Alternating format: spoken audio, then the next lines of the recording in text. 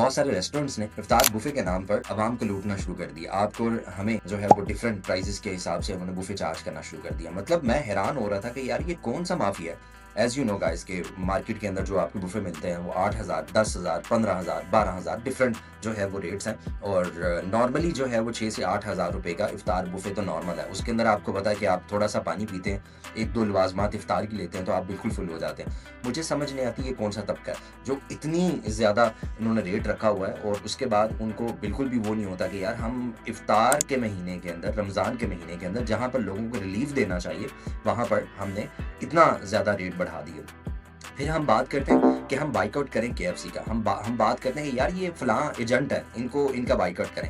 इन restaurants वालों से तो बहुत अच्छे वो हैं जिन्होंने, अब केएफसी की मैं बात कर रहा हूँ तो उन्होंने तो डील निकाल दी है। उन्होंने तो रमज़ान मुबारक में इतनी कम प्राइस के ऊपर डील निकाली जितनी नॉर्मल डेज में भी नहीं होती। मतलब इफ्तार लोगों के लिए आसान उन्होंने बनाया। फिर हम उनका बाइकआउट करते हैं। हमें बाइकआउट इनका करना चाहिए जिनकी प्राइसेस बहुत ज़्यादा है, जिनकी प्राइसेस समझ ही नहीं आती कि यार ये लोग जा कहाँ रहे हैं। अब हम जब पूरा रमज़ान मुबारक इन माफिया के बारे में बात कर रहे थे, हम पूरा रमज़ान मुबारक बात कर रहे थे कि यार इनको किस तरह से कंट्रोल किया जाए। मैं हैरान हुआ, अभी पिछले दिनों मेरे एक कुलीग है, उनके साथ मुझे इत्तेफाक हुआ एक दो ब्रांड्स पे जाने का। उन्होंने अपनी बेटी के लिए ड्रेस लेना था, तो मैं जब वो उन ब्रांड्स पे गया, यकीन करें कि मैं हैरान हो गया कि एक बच्चे का, छोटी एक 4 से 8 साल की बच्ची का जो एक ईद का जोड़ा है, वो ब्रांड्स के ऊपर अप्रॉक्सीमेटली 18 से 21,000 रुपए का वहां पे मिल रहा था।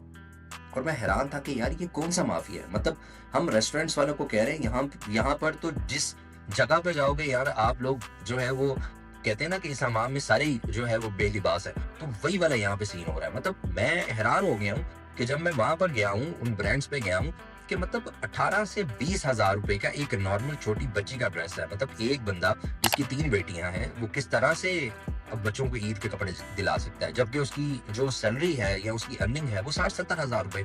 अब 60-70 हज़ार रुपए में वो अपने 3 बच्चियों को ड्रेस दिलाएगा, अपनी बीवी को ड्रेस दिलाएगा, अपना जोड़ा लेगा, बच्चों को ईदियां देगा, या ईद की शॉपिंग करेगा, या ईद के दिन कुछ घर में बच्चों के लिए कुछ लेकर आएगा कि वो खा सके, या किसी के घर जाना तो वो किस तरह से लेकर जाएगा।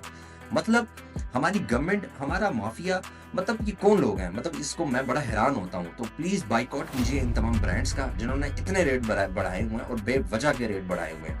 कोशिश कीजिए घर में खुद बनाइए, कोशिश कीजिए कि अपने डिजाइन खुद कीजिए। अब तो देयर वाज अ टाइम के जब समझ नहीं आती थी कि यार किस तरह से डिज़ाइन बनाएं, किस तरह से चीज़ें करें।